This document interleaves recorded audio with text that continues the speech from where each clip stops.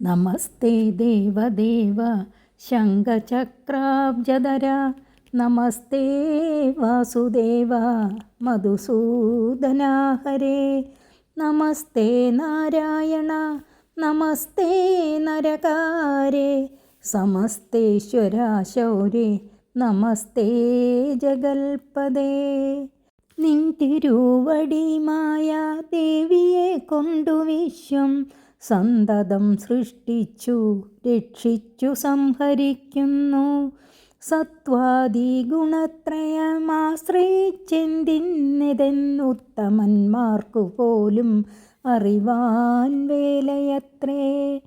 പരമൻ പരാപരൻ പരബ്രഹ്മാഖ്യൻ പരൻ പരമാത്മാവു പരൻ പുരുഷൻ പരിപൂർണൻ അച്യുതനനന്ദനവ്യക്തനവ്യയനേകൻ നിശ്ചലൻ നിരൂപമൻ നിർവാണപ്രദൻ നിത്യൻ നിർമ്മലൻ നിരാമയൻ നിർവികാരാത്മാദേവൻ നിർമ്മമൻ നിരാകുലൻ നിരഹങ്കാരമൂർത്തി നിഷ്കളൻ നിരഞ്ജനൻ നീതിമാൻ നിഷ്കൽമഷൻ നിർഗുണൻ നിഗമാന്തവാക്യാർത്ഥവേദ്യൻ നാഥൻ നിഷ്ക്രിയൻ നിരാകാരൻ നിർജര നിഷേവിതൻ നിഷ്കാമൻ നിയമിനാം ഹൃദയനിലയനൻ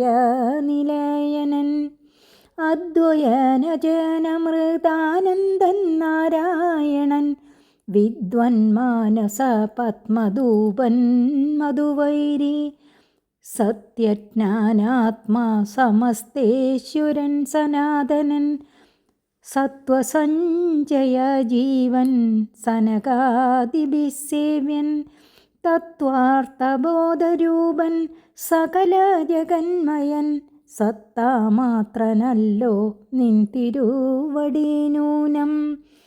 നിൻ തിരുവടിയുടെ ജഡരത്തിങ്കൽ നിത്യം അന്തമില്ലാതോളം ബ്രഹ്മാണ്ടങ്ങൾ കിടക്കുന്നു. അങ്ങനെയുള്ള ഭവാൻ എന്നുടെ ജഡരത്തിലിങ്ങനെ വസിപ്പതിനെന്തു കാരണം പോറ്റി. ഭക്തന്മാർ വിഷയമായുള്ളൊരു പാരവശ്യം വ്യക്തമായി കാണായി വന്നു മുഗ്ധയാമെനിക്കിപ്പോൾ. ഭർത്തൃപുത്രാർത്ഥകുല സംസാര ദുഃഖാംബുദൗ നിത്യവും നിമഗ്നയായ അത്യർത്ഥം ഭ്രമിക്കുന്നേൻ. നിന്നുടെ മഹാമായ ബലത്തിനാലിന്നു നിൻ പാദാംബോജം കാൺമാനും യോഗം വന്നു. തൊൽക്കാരുണ്യത്താൽ നിത്യമുൾക്കാമ്പിൽ വസിക്കേണം. ഈ കാണാകിയ രൂപം ദുഷ്കൃതമൊടുങ്ങുവാൻ വിശ്വമോഹിനിയായ നിന്നുടെ മഹാമായ വിശ്വേശ മോഹിപ്പിച്ചിടായികമാം ലക്ഷ്മീപദേ. കേവലമലൗകികം വൈഷ്ണവമായ രൂപം ദേവേശ മറക്കേണം.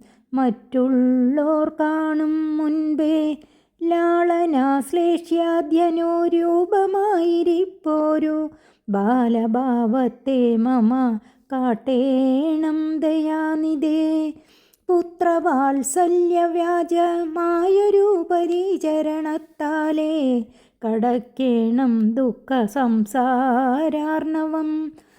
ഭക്തി പൂണ്ടിത്തം വീണു വണങ്ങി സ്തുതിച്ചപ്പോൾ ഭക്തവത്സലൻ പുരുഷോത്തമനരുൾ ചെയ്തു. മാതാവേ ഭവതിക്കെന്തിഷ്ടമാകുന്നതെന്നാൽ ഏതുമന്തരമില്ല ചിന്തിച്ച വണ്ണം വരും. ദുർമതം വളർന്നോരു രാവണൻ തന്നെ കൊന്നു സമ്മോദം രോഗങ്ങൾക്കു വരുത്തിക്കൊള്ളുവാൻ മുന്നം.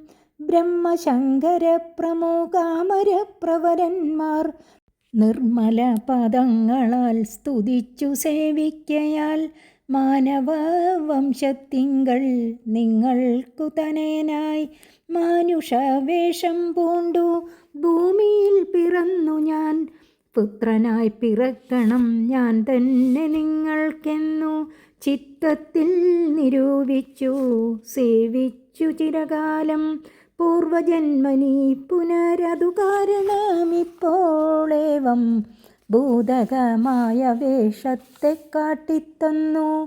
ദുർലഭം മദ്ദർശനം മോക്ഷത്തിനായിട്ടുള്ളോന്നില്ലല്ലോ പിന്നെയൊരു ജന്മസംസാര ദുഃഖം. എന്നുടെ രൂപമിതം നിത്യവും ധ്യാനിച്ചു കൊൾകെന്നാൽ വന്നിടും മോക്ഷമില്ല സംശയമേതും.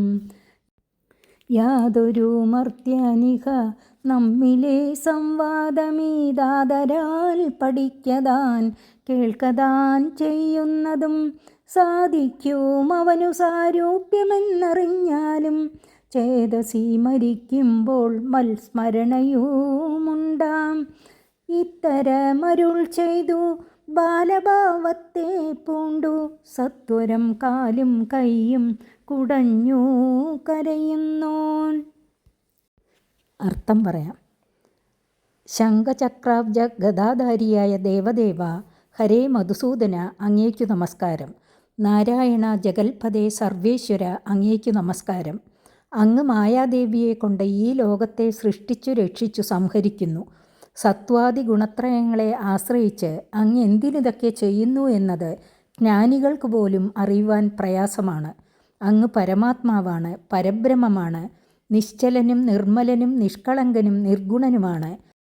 വേദാന്ത വാക്യങ്ങളുടെ അർത്ഥം കൊണ്ട് അറിയത്തക്കവനും മോക്ഷം നൽകുന്നവനും യോഗികളുടെയും ജ്ഞാനികളുടെയും ഹൃദയത്തിൽ വസിക്കുന്നവനും സനാതനനുമാണ് അങ്ങ്. സനകാദി ബ്രഹ്മർഷിമാരാൽ സേവ്യനും സകല ജഗന്മയനുമാണ് അങ്ങ്. സമസ്തേശ്വരനായ അങ്ങയുടെ വയറ്റിൽ അസംഖ്യം ബ്രഹ്മാണ്ടങ്ങൾ കിടക്കുന്നു. അങ്ങനെയുള്ള ഭഗവാൻ എൻ്റെ ഉദരത്തിൽ വസിക്കാൻ എന്താണ് കാരണം? മുഗ്ധയായ എനിക്ക് അങ്ങയുടെ ഭക്തവാത്സല്യം ഇപ്പോൾ വ്യക്തമായി കാണാൻ കഴിഞ്ഞു. ഭർത്താവ്, പുത്രൻ, ധനം, കുടുംബം തുടങ്ങിയ സംസാരമാകുന്ന ദുഃഖസാഗരത്തിൽ മുഴുകി ചുറ്റിക്കറങ്ങുകയാണ് ഞാൻ. അങ്ങയുടെ മഹാമായ കൊണ്ട് ഇന്ന് അങ്ങയുടെ പാദങ്ങൾ കാണാനുള്ള ഭാഗ്യവും വന്നു ചേർന്നു. അങ്ങയുടെ കാരുണ്യത്താൽ ഈ കണ്ട രൂപം എൻ്റെ ദുഷ്കൃതങ്ങൾ ഒടുങ്ങുവാനായി ഉൾക്കാമ്പിൽ എന്നും ഉണ്ടാകണേ. വിശ്വത്തെ മോഹിപ്പിക്കുന്ന നിന്നുടെ മഹാമായ എന്നെ മോഹിപ്പിച്ചിടല്ലേ. ദേവേശ, അങ്ങയുടെ അലൗകികമായ വിഷ്ണുരൂപം മറ്റാരും കാണുന്നതിനു മുമ്പ് മറച്ചിടണേ. ലാളിക്കാനും ആലിംഗനം ചെയ്യാനും കഴിയുന്ന ബാലരൂപത്തെ എനിക്ക് കാട്ടിത്തരേണമേ. പുത്രവാത്സല്യമെന്ന വ്യാജേന അങ്ങയുടെ പരിചരണത്താൽ ഈ ദുഃഖം നിറഞ്ഞ ജീവിതസാഗരം കടക്കാൻ എന്നെ അനുഗ്രഹിക്കണം.